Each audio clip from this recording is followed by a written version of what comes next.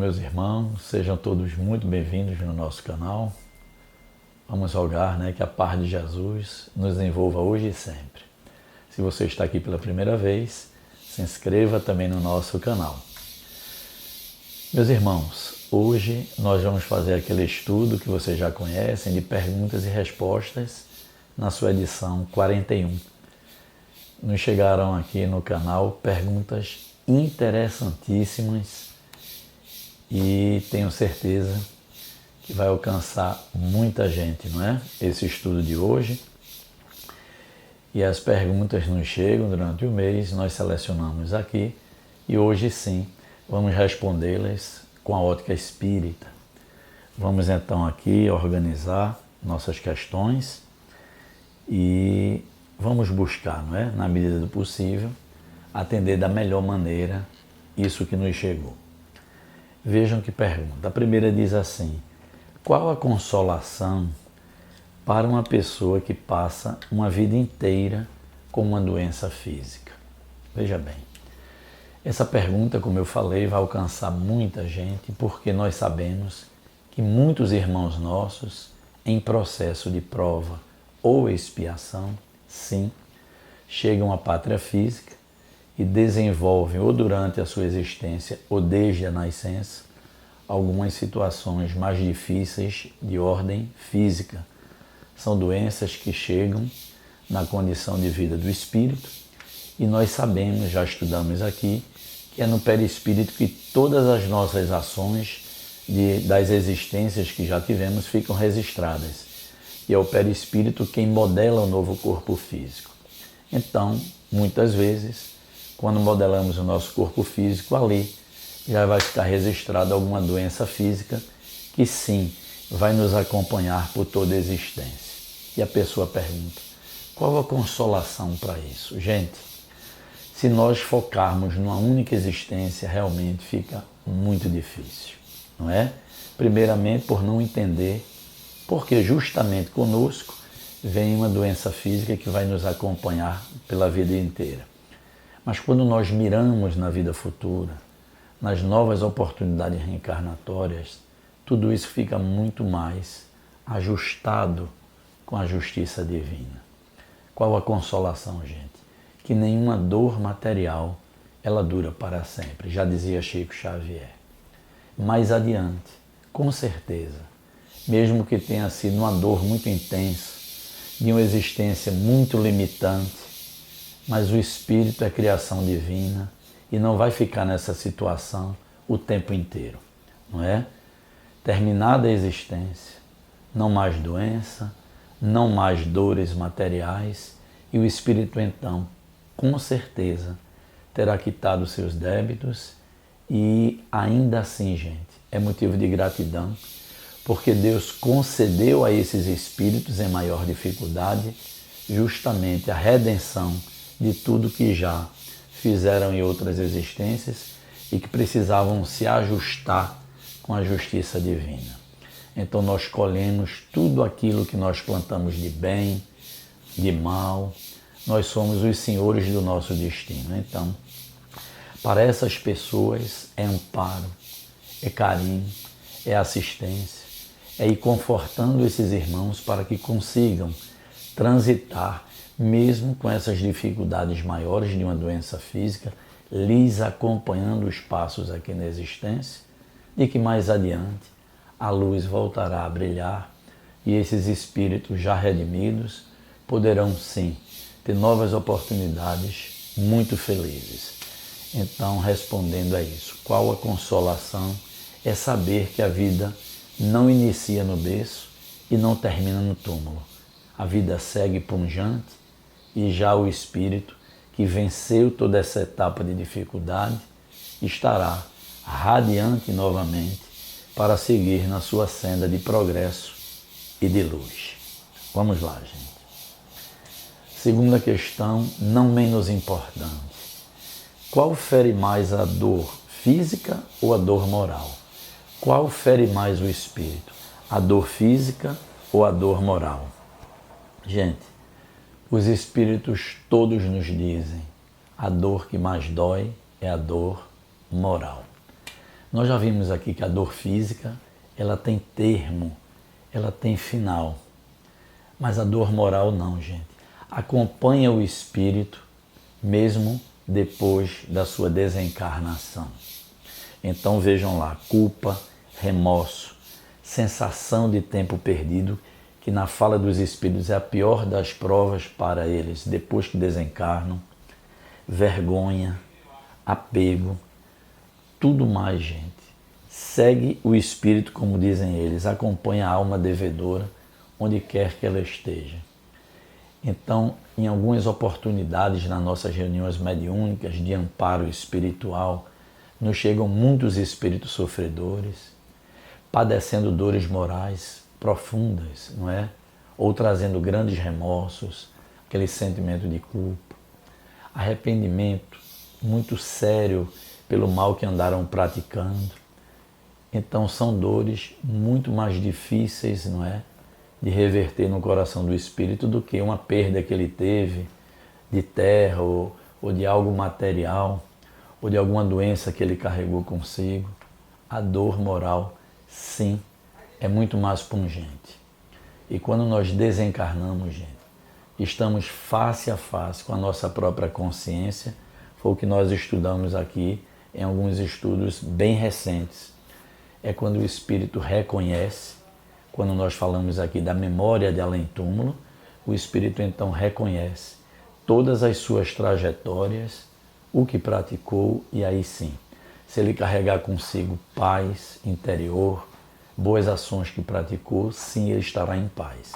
Mas se vem a culpa, se ele carrega consigo remorso, isso vai acompanhá-lo principalmente no mundo espiritual, e aí ele precisará de uma nova oportunidade justamente para redimir-se, para ajustar-se perante a lei divina e poder ter uma vida mais harmoniosa e mais feliz. Então, resposta dos espíritos, a dor moral, essa é muito mais dolorosa mesmo do que as dores físicas, que em algum momento cessam, mas a dor moral nos acompanha. Tá certo, gente? Então é importantíssima essa reflexão, porque isso aí não é teórico. Essa questão é de ordem muito prática, não é? Manuel Filomeno diria isso, que de acordo com a conduta que nós elegemos para a nossa existência, nós estaremos palmilhando um terreno mais feliz ou um terreno com mais obstáculos, criados por quem? Por nós próprios, não é? Deus, infinitamente justo e bom, nos oportuniza o momento de sermos felizes, mas muitas vezes na trajetória nós vamos nos perdendo. Então é importantíssimo saber que quando o espírito planta dores, essas dores morais vão acompanhá-lo sim em muitas oportunidades, até que ele faça a reparação de algum mal que haja praticado. Isso é que nos ensinam os próprios espíritos, e é importante sempre refletir e não perder de vista esse ensinamento, gente. Então nós não somos viajores de uma única existência, muito pelo contrário. Nós vamos nas idas e vindas reencarnatórias, progredindo, buscar ser feliz, mas obviamente ninguém sai e ninguém foge da sua própria consciência e daquilo que praticou. Então essa é a nossa reflexão dessa segunda questão, que é muito interessante também. Gente, vamos para a terceira questão dessa manhã.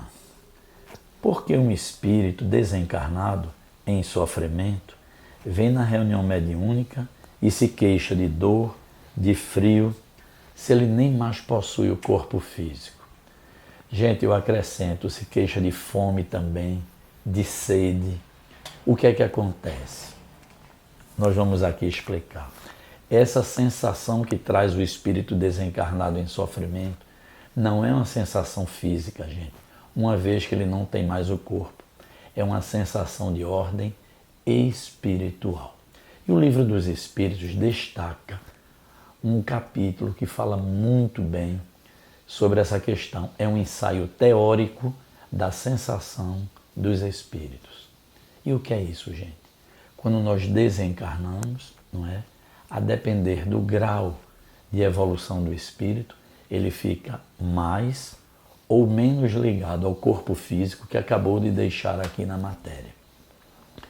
Mas, como somos espíritos imperfeitos, alguns de nossos irmãos ficam muito presos às coisas materiais, não é? Então esses terão mais dificuldade na hora da desencarnação e ficarão sim sentindo muita repercussão ainda do seu corpo físico, que são sensações de ordem sensorial e não puramente material, uma vez que já deixaram o corpo físico.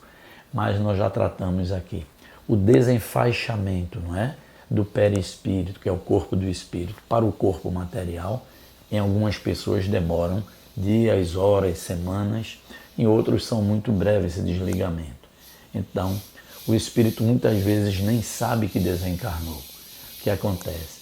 Quando ele chega na nossa reunião mediúnica, em completo desespero, em desajuste, eles reportam sim, gente, essas sensações que deveriam ter ficado apenas na matéria.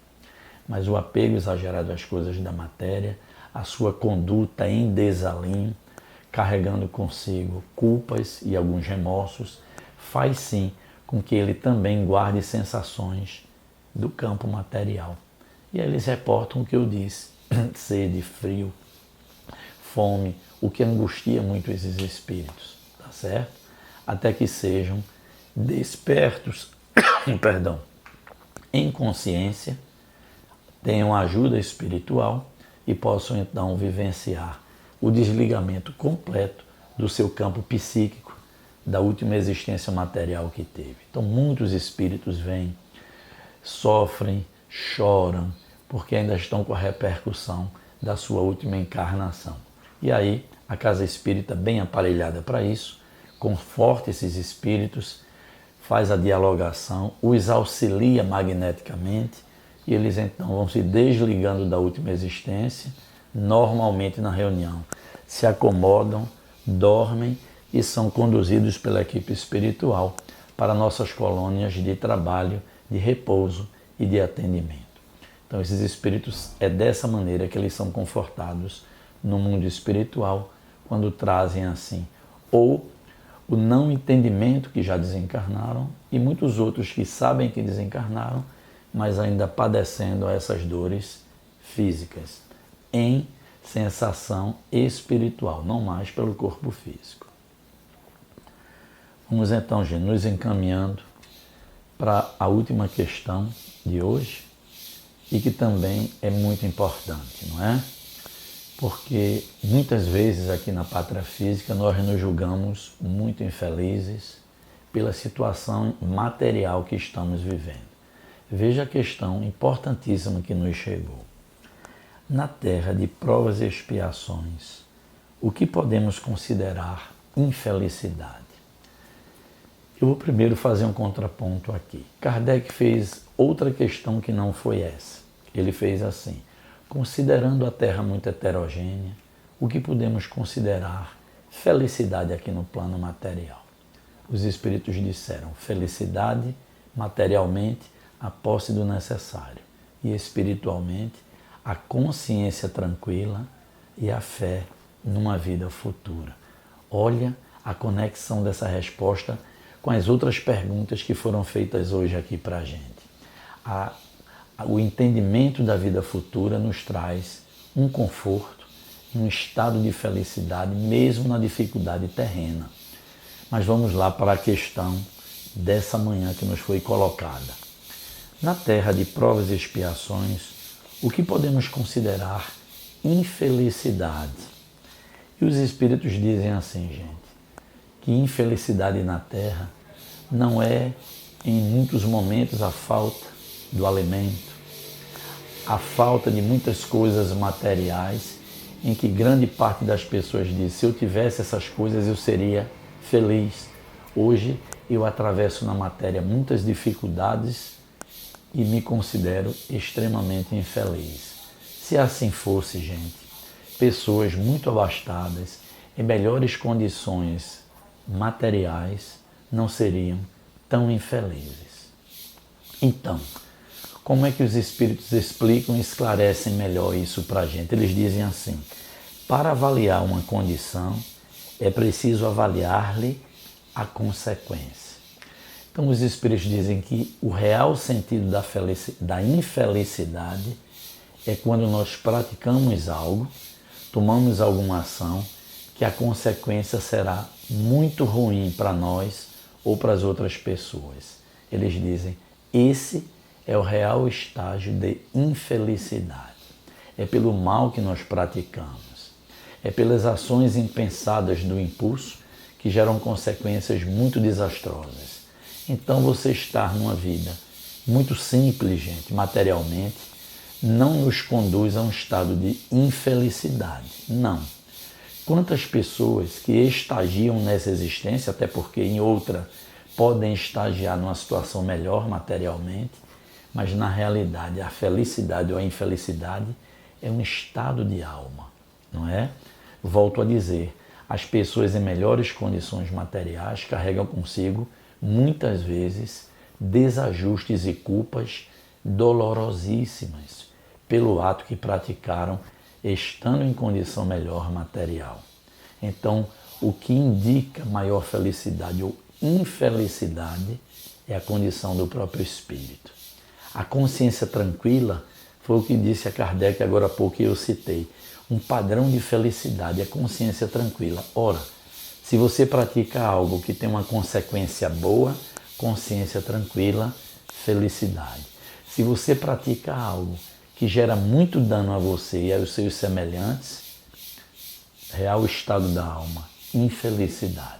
Então não se meça, gente, grau de felicidade ou infelicidade com olhar estreito do campo material. Não. É a nossa condução, é aquela paz, aquele que tem paz internalizada, porque se conduz aqui no plano material, ele se conecta à justiça divina, que cristifica suas ações. Sim, gente, ele estará permanentemente com a felicidade relativa que a Terra comporta. Do contrário, estado de infelicidade é moral também. Gente, concluímos assim as nossas 4 questões. Agradeço demais o que chega para o nosso canal. Gente, por favor, nós já temos um número grande de inscritos no canal. Compartilhem suas dúvidas, falem sobre a doutrina, estudem e aqui participem conosco. E aí eu monto novamente outras perguntas e respostas. Gente, que Deus nos ampare, não é? Que Deus nos ilumine grandemente. Divulguem, é o que nós pedimos, né? Que vocês divulguem o nosso canal para que outras pessoas tenham acesso, se inscrevam e desejo a todos uma semana muito feliz. Paz e luz a todos.